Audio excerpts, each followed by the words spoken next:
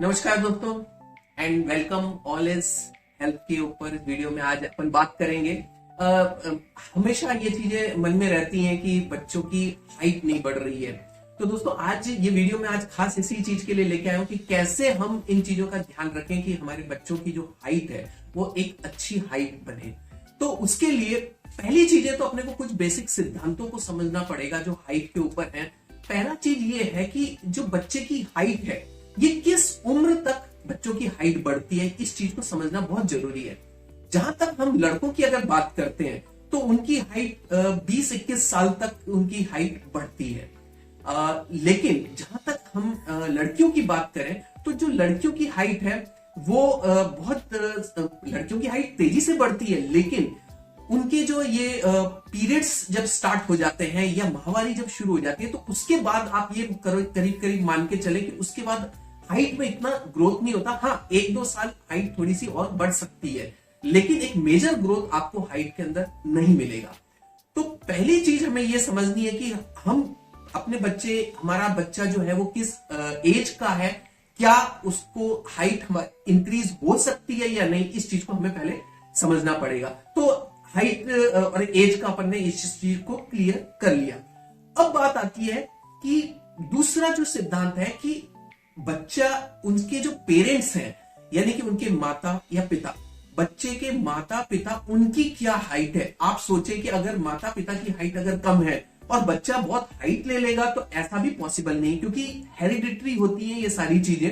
हाँ, कुछ एक्सेप्शंस होते हैं, लेकिन ज्यादातर केसेस में आप ये मान के चलो कि हाइट मदर फादर की हाइट से बहुत ज्यादा इंक्रीज नहीं होती है।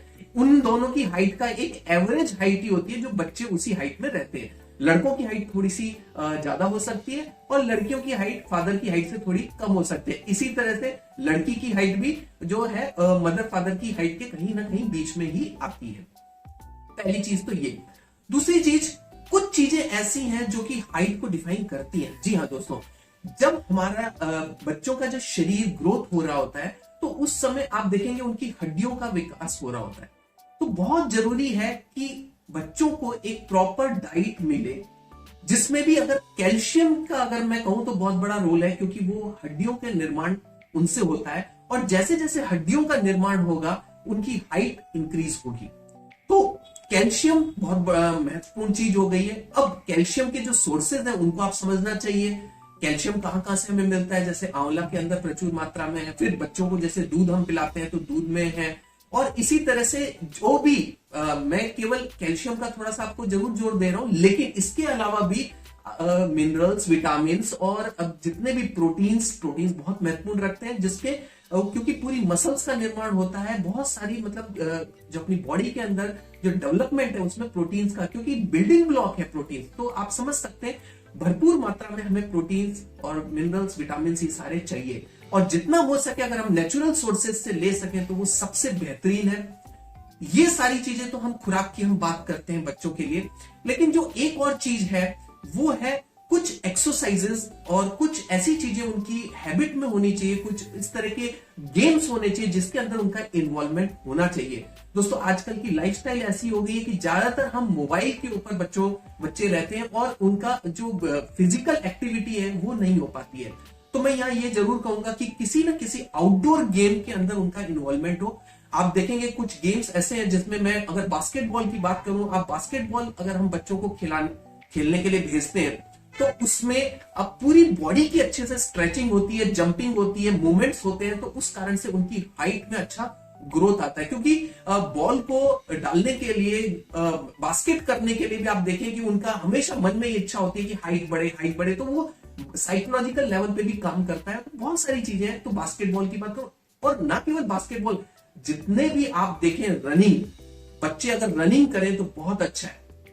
इसके अलावा भी जितने भी गेम्स हैं, जो आउटडोर गेम्स हो रहे हैं, उन सब में आप देखेंगे फिजिकल एक्टिविटी होनी चाहिए। दूसरा मैं अगर कहूं कि कुछ योगासन है, योग की क्रियाएं हैं, जिनको अगर हम बच्चों को हैबिचुअली अगर कराएं या लगातार उनको कराएं तो बहुत उनकी हाइट के ऊपर फर्क पड़ेगा। जिसमें सबसे पहले मैं कहूंगा कि ताड़ासन होता है, कुछ पश्चिम उत्तान आसन होते हैं। अगर ओवरऑल अगर हम आसनों की बात करें तो सबसे अच्छा है सूर्य नमस्कार।